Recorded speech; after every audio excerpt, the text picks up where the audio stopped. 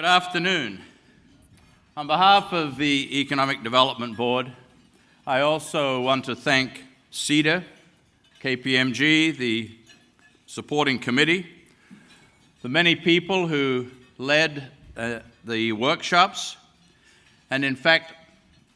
all 2,500 participants who participated one way or another in shaping the future of South Australia and in preparing the document that the EDB was honoured to receive this past week. Many of you have heard me speak before, and you know that I believe that this decade is like very few in our state's history. In many ways, I guess it's similar to the first few decades of our founding, where people like my great-great-grandfather participated in putting in place the economic framework largely focused on innovations in agriculture that are still critical to our state's prosperity today. It also has similarities to the decades of the 1950s, which I remember when I was growing up, when as a state we had the courage to mortgage our future and take on debt of over 70% of our GSP, or gross state product, in order to put in place the infrastructure needed to attract manufacturing, automotive companies, and build the housing for new migrants that were critical in order to diversify our economy and accelerate our growth.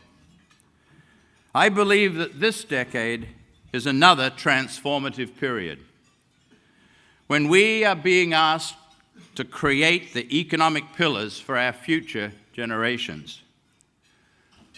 And this is the decade, I think, when it will be decided whether South Australia continues to be a glowing example of one of the world's greatest places to live, or a 2030 Harvard case study entitled Lost Opportunity.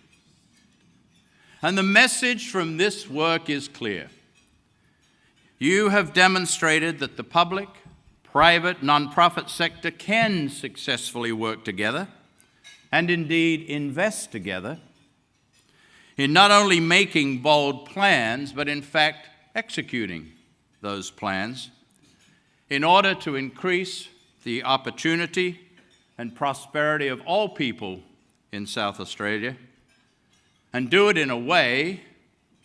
that preserves the environment and sustains the livability that we all cherish. This is phenomenally encouraging and demonstrates and shows South Australians doing what we do best. That is, coming together to innovate, be creative, work hard, and respond to the challenges ahead of us. The Economic Development Board is very impressed by the strong leadership exhibited during the shaping of the future of South Australia process by people from all sectors, and by the realism and practicality of your recommendations that build on what we already have in place in South Australia. As you've heard from Con, this report identifies 10 key strategic actions, and for each one, there are proposed very specific, doable activities that can be implemented now. The board was also impressed by the underlying tone of confidence that you demonstrated and your commitment to be personally engaged in making a difference to the future of our state.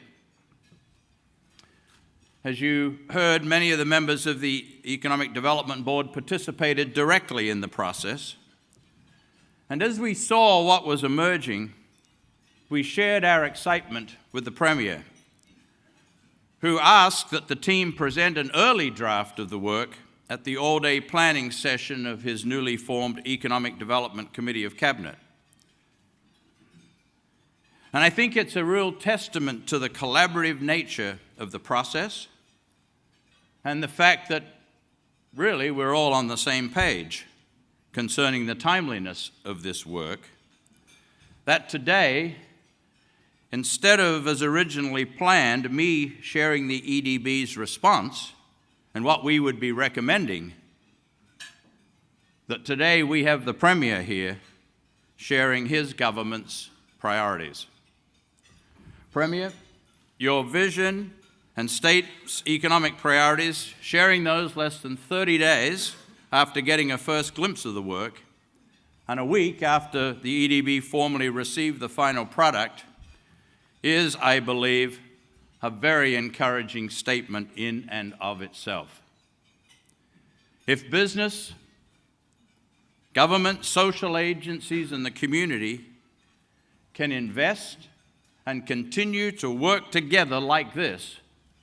there is absolutely no doubt in my mind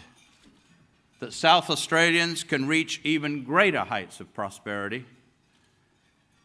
and strive to be the most livable place in the world and a global model